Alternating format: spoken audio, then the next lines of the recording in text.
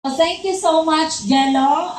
Can we give a round of applause to our MC, Tech and all in one. Kung ang kape may 3-in-1, si Jello all in one. Okay. So, Jello, paano ko na-met si Jello? Okay, nagpa-Brazilian sa salon ko sa Dasma. Kasi ang salon ko doon, front lang yun, guys. Kapag umakyat ang mga clients doon, hindi services ang inaalok namin. Maya-maya kung dito po yung brochure, ito pang stem cell, ito na gano'n. Anyway, teacher po ako by profession. And ang isang, kasi may tutorial and languages ako. So yung isang part-timer ko, nagtuturo siya ng English sa tutorial ko. It happened na inalok niya ako, in-invite niya ako dito sa company na to. So, can you imagine yung mga teachers? Although may masteral ako sa Lasal, pero hindi ako nagturo sa government kasi alam ko po yung mga take-home papers, hindi take-home money, take-home food, hindi kundi take-home papers. Ang nakikita ko mga government teachers, parang ayoko na magiging ganyan ang future ko. Ang katotohanan ko kasi, ang success ko kasi, in the whole Philippines, so whatever company in the whole world now is only 5%. 5% ang mga tao na naging successful. Ito yung mga tao na nag-iisip kung ano ang magiging buhay nila. Hindi sila sumasabay sa daloy ng agos ng panahon. Ganon. Buhay ba yun? Ganon. So, when she introduced this to me, syempre, during the time, bankrupt ako sa business ko and all, wala akong mga friends sa FB ko na mga Pilipino, lahat yan puro mga foreigners kasi teacher ako online, Tagalog, English, gano'n. So, para sa akin, mga Pilipino, kahit makapitbahay ko mga scammer, kasi nabiktima ako pag lumalabas ako ng bahay, nakayuko lang ako, pupunta lang ako sa Western Union, kumuha ng aking sweldo na dollars and euros. Then, inintroduce sa akin, 8 o'clock in the morning, 6 o'clock in the morning, pampagising ko, 8 o'clock in the evening, tawag siya sa akin para, ano na tayo dito, mag-start na, tingnan mo tong opportunity na to, baka ito yung gusto mo, may mga sakit. So, hindi niya masyadong kumbaga, na-introduce sa akin, at close-minded ako, kasi nga ayoko nang makipag-communicate kanino man. At saka, during the time, sabi ko, itong product na to, ang kung an-afford, di ba? Katumbas ng 3 buwan na sweldo ng empleyado sa Pilipinas, regular na empleyado. So, parang wala, hindi ko na inintindi yun. Later, did I realize na ito palang answer sa prayers ko na makakatulong sa akin financially. Kasi kung hindi ko yun pinag-decision at that time, ay andun pa rin ako. Everyday struggling. Everyday paperwork, everyday daming problema, makipag-deal with the people na yung mga principal, nakala mo may-ari ng school na sila nagpapapano-sweldo, yung mga parents, gano'n. So, I don't want that kind of life. Kasi at the end of the day, kailangan lang natin ay kwarta. Tama po? Kaya nagtatrabaho kasi kailangan natin ng pera. Pero we don't know na marami pa pala tayo dapat i-enjoy sa buhay. And when I decided na hindi invite kami ng isa naming friend doon sa Atomy, doon sa SMS, di kami nakapasok. So, nangyari, doon na lang kami pumunta sa MOA para pakinggan ito. We were free by then. At yung tatlong isa, yon yung apply nila dito sa Tagaytay. Tapos yung isa naman, yung kapitbahay ko doon na up to now, still in the same spot. Okay? So, ang bilis ng panahon, I decided with one battle for my mother na nagkasakit. Kaya lang, that decision, kasi syempre nakita ko yung business dito, pag nagnegosyo lang din tayo, pag kunting negosyo natin, kunti din ang puhunan or matagal lumago. Okay? Dito, gumawa ko ng parang para doon sa Diamond account na one set, para doon sa parents ko, para pati ako makainom. Then, tinabaho ko na siya. During the time, okay, sa Dasma rin niya, sa Dasma, kasi nauna ako.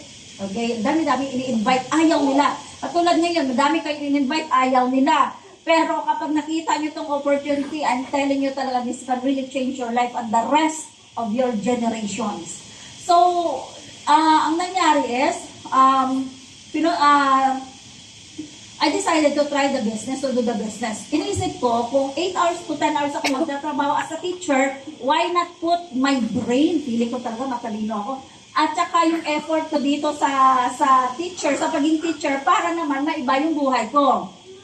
I have 24 hours. Kayo, ilan ang oras niyo sa buhay niyo? 25 hours ba kayo? 15 hours? 24 hours? How much I earn? How much you earn? How much they earn?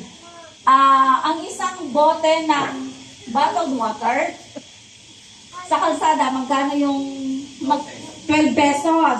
Pag nasa hotel ka, ay nasa SM ka, magkano? 25 pesos, 30 pesos. Pag nasa hotel ka, magkano? 80 pesos. Pag nasa Maldives ka, 600 pesos. So, naisip ko, hindi pwede maging teacher ako, yung talino kong to. Hindi ko talaga, talino ko tong beauty ko to, ganito lang, okay? So, decided, naghanap ako ng opportunity na I can put myself na value kasi depende ka, kapag empleyado ka, pwede kang presyuhan ng employer mo. Pwede kang sabihin na, ikaw 500 pesos a day ka lang. Ikaw 350 o 1,000 a day ka lang. Pero kung ikaw magpapresyo sa sarili mo, you are stand out among the others. You are uncommon. Okay. So, when I started to do Riway full-time, okay, so, I started to travel in the countries na may mga branches tayo. So, ang puhunan ko lang, isang bote noon, at isang diamond account, lahat ng mga pinagka-travel ko sa iba-ibang branches ng company na yon ay galing sa puhunan na yon. At magte-10 years na ako sa company. 9 years, magte-10 years ako nitong October. Pangatlo ko na tong passport. Dito ko in-invest. Ang daming investment. 30 trips.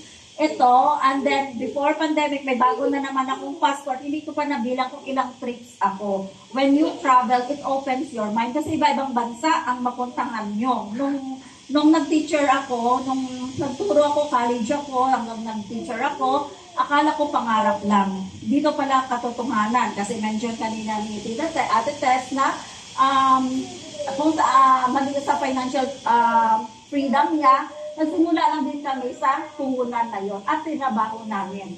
Kapag magpa-member ka dito, automatic you have the business franchise all over the world. Right now, our product is approved of FDA in 14 countries. Okay? Nakakalungkot lang na itong mga countries na wala pang mga offices, they are going to get the products from the Philippines. I-ship pa natin yon.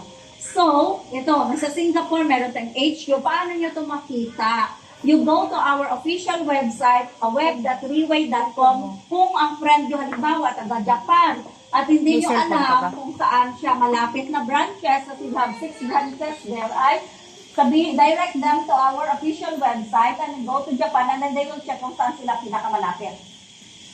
Okay? So, 18 years in the market, isang product. Ang tanong doon ay, question pa ba kung effective or hindi?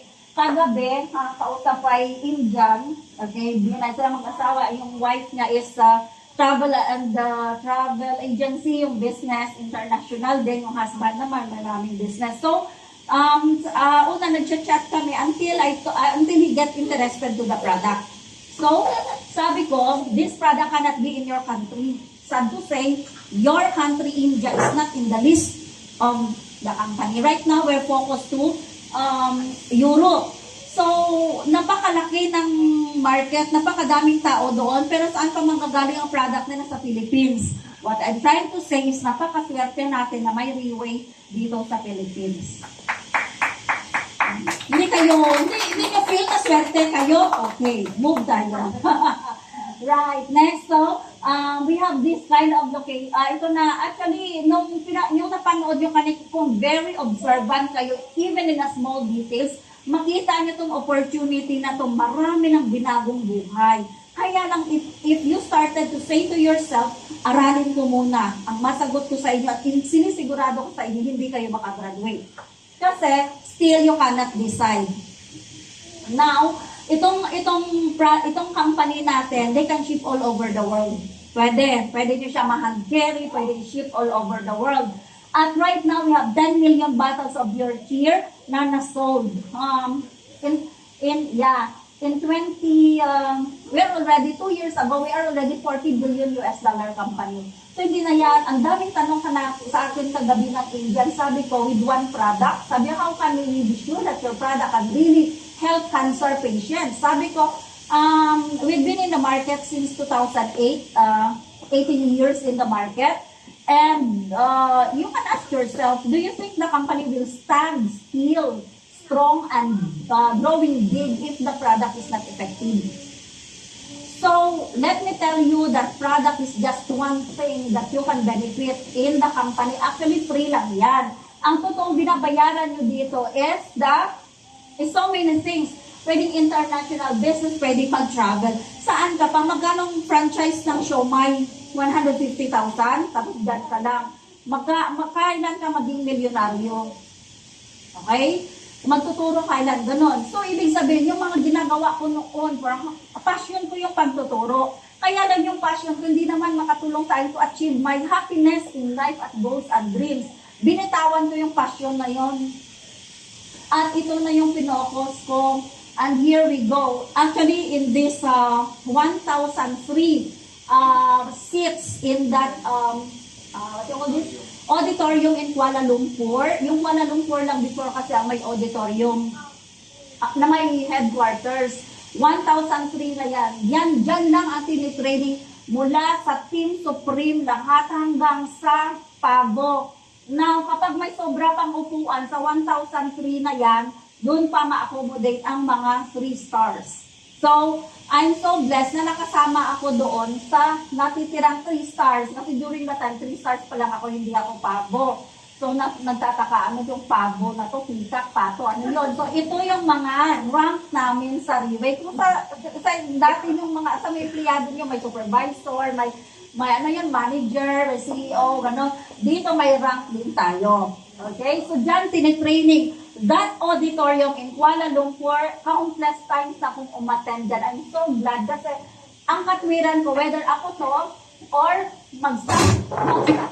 Nabuntis ako nang wala sa oras.